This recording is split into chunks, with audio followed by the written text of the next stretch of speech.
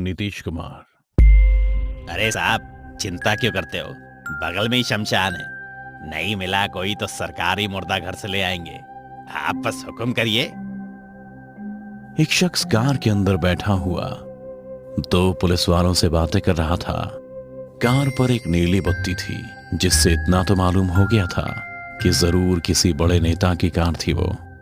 बेमतलब का रिस्क नहीं चाहिए मुझे, वैसे भी इलेक्शन सर पर है।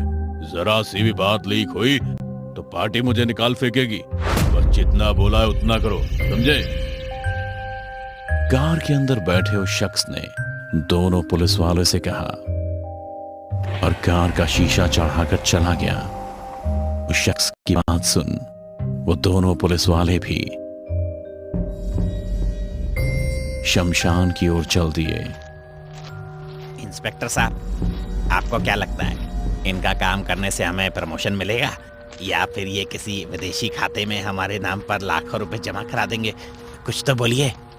इस पर इंस्पेक्टर बोला, भरोसा रख बीमा, और भूल मत कि तू हवलदार से सब इंस्पेक्टर इन्हीं की सिफारिश से हुआ है, वरना वो भी दिन थे। तू बस फालतू लोगों से 100-200 लेकर दिन गुजारता था, और अब 5 स्टार में नई नई लड़कियों के साथ रात रंगीन करता है। सुना है आजकल तेरे बच्चे इंग्लिश मीडियम स्कूल में जाने लगे हैं, और वो तेरे डुप्लेक्स फ्लैट वाली बात सच है क्या? इंस्पेक्टर तेज कदमों से शमशान की ओर चले जा रहा था। सब इंस्पेक्टर भीमा ने भी जब अपने कच्चे चिट्ठे खुलते देखे तो आसमान ताकने लगा था। इंस्पेक्टर की बातें सुन सब इंस्पेक्टर के लफ्ज नर्म हो गए थे। उसने धीरे से कहा, पर सर, इतना सब आपको कैसे पता चला? ये बातें तो मैंने किसी को भी नहीं बताई हैं। इस पर इंस्पेक्टर बोला, बीमा, हर चोर अपनी पहली चोरी अपने घर में ही करता है, और तू तो अपना खास है, पर तू कैसे बच सकता है? पर सर, चर्चे तो मैंने आपके बारे में भी खूब सुने। सुना है आपने भी जल्दी किसी फार्म हाउस के मालिक। इससे पहले कि सब इंस्पेक्टर अपनी बात पूरी करता, उन्होंने जो देखा उसे देख उनके पैरों तले जमीन खिसक गई। एक आदमी चल रही चिता के ऊपर हवा में लहराता हुआ कुछ मंत्र पढ़ रहा है। सर, ये कैसा हैवान है? एक जल रही चिता को क्यों बुझाने पर तुला हुआ है? सब इंस्पेक्टर की बातें सुन इंस्पेक्टर तुरंत ही उसे चुप कराता हुआ एक पेड़ के पीछे ले गया और आहिस्ते से बोला, बीमा, जल्दी इस जानवर का वीडियो बना। इसको मीडिया में एक्सपोज करके अपनी वर्दी पर लगे सारे दाग तो डालेंगे।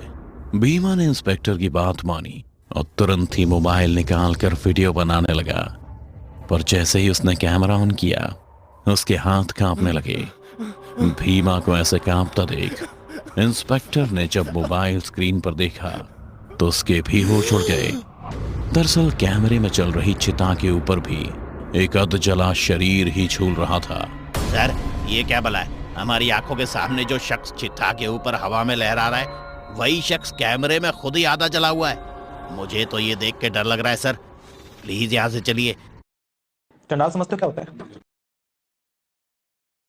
प्लीज यहाँ से चलिए, कहीं हमें लेने के देने ना पड़ जाए। सब इंस्पेक्टर भीमा की बातें सुन इंस्पेक्टर कुछ देर तो सोच में पड़ गया। फिर अपनी रिवॉल्वर निकाल कर बोला, मैं पीछे नहीं हटने वाला, जो होगा देख लेंगे, लेकिन यहाँ से एक लाश को तो लेकर ही जाएंगे। अगर नहीं लेकर गए तो तेरा डुप्लेक्स फ्लैट और मेरा फार्म हाउस समझो एक सपना ही बन के रह जाएगा। इंस्पेक्टर की बात सुन भीमा ने वापस मोबाइल जेब में रखा और अपनी रिवॉल्वर निकाल इंस्पेक्टर के साथ खड़ा हो गया। उसे बस इंतजार था तो इंस्पेक्टर के ऑर्डर का।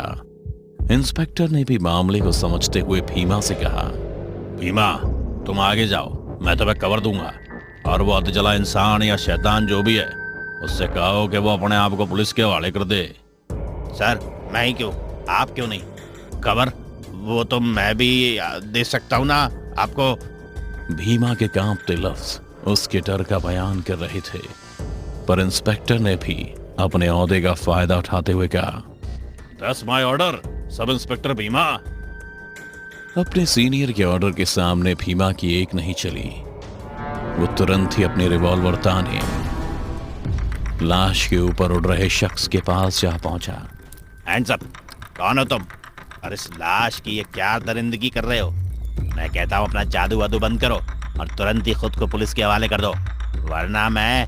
इससे पहले कि सब इंस्पेक्टर भीमा अपनी बात पूरी कर पाता, जल रही चिता के ऊपर उड़ रहा वो शख्स जोर जोर से हंसने लगा और तुरंत ही उसी रूप में आ गया जैसा कि भीमा ने फोन के कैमरे में देखा था। आधा जला हुआ उसकी हंसी इतनी डरावनी और इतनी तेज थी जिसे सुन भीमा के कान और नाक से खून निकलने लगा। एक पल में भीमा को कमजोरी महसूस होने लगी थी, उसके कदम लड़खड़ाने लगे थे, पर किसी तरह भीमा ने खुद को काबू किया और उड़ रहे उस शख्स पर निशाना लगाते हुए गोली चला दी। भीमा की बंदूक से निकली गोली उस शख्स के जिस्म में छेद तो करती, पर अगले ही पल उस छेद में आग लगती और वो जख्म अपने आप ही भर जाता। पहले एक गोली चली, फिर दूसरी, फिर तीसरी। ऐसे करते करते भीमा ने 6 की 6 गोलियां उस शख्स पर खाली कर दी, पर उस शख्स का बाल भी बांका नहीं हुआ। भीमा अब डर के मारे कांपने लगा था। उसके कदम अब खुद ब खुद पीछे हटने लगे थे कि तभी उस शख्स ने भीमा से कहा, दुष्ट, तूने एक चांडाल की तपस्या को भंग करने की कोशिश की है, एक चांडाल की। तुझे अब मुझसे कोई नहीं बचा सकता।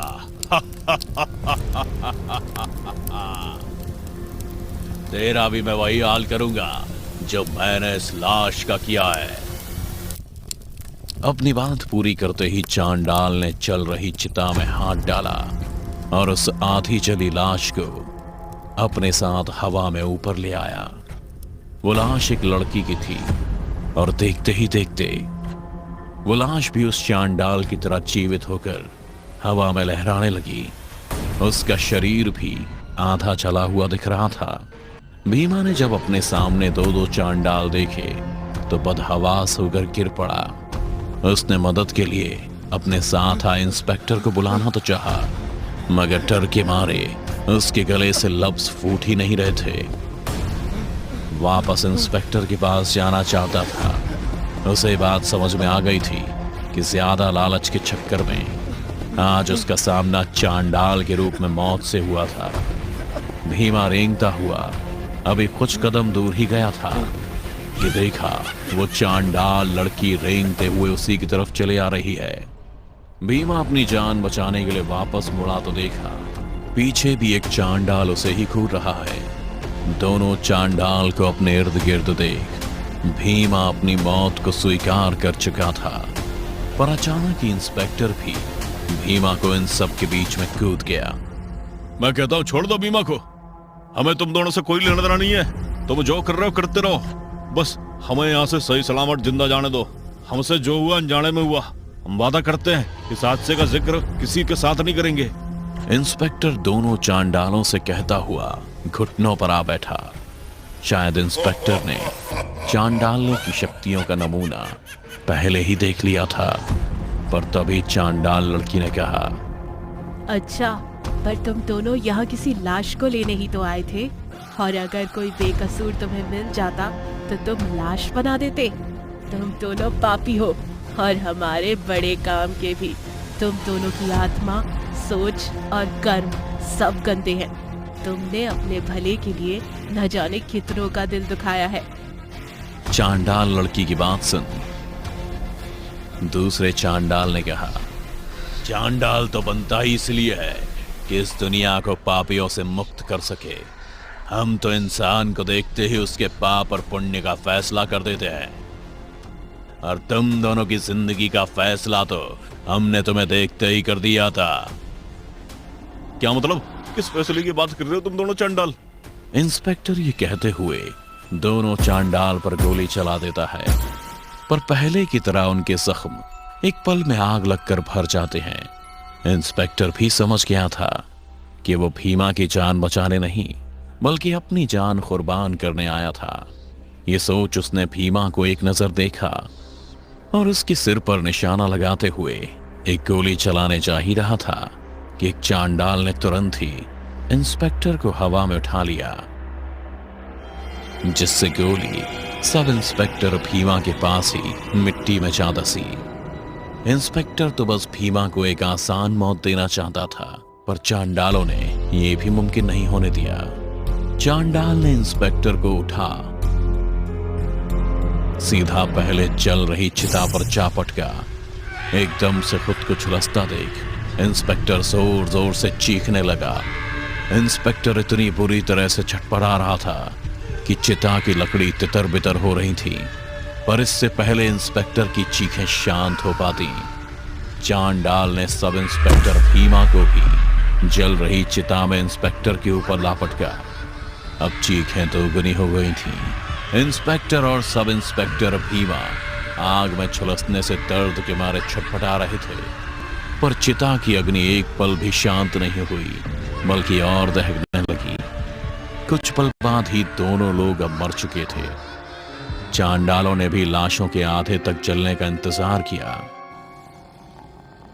फिर दोनों लाशों को गर्दन से पकड़ चिता से बाहर ले आए। एक पल बाद ही हवा में 4-4 चांडाल मंडराने लगे थे। चांडाल चिता की अग्नि से पैदा होता है। अग्नि, जिसे शास्त्रों में मुक्ति का द्वार भी कहा गया है, उसके द्वार का एक सिपाही है, जिसे आज की दुनिया में चांडाल कहते हैं, जो हमारे कर्मों के फैसले करता है, जो हमें नर्क और स्वर्ग की राह दिखाता है, जो अच्छा भी है और बहुत बुरा भी। तो बस इतनी सी थी ये कहानी।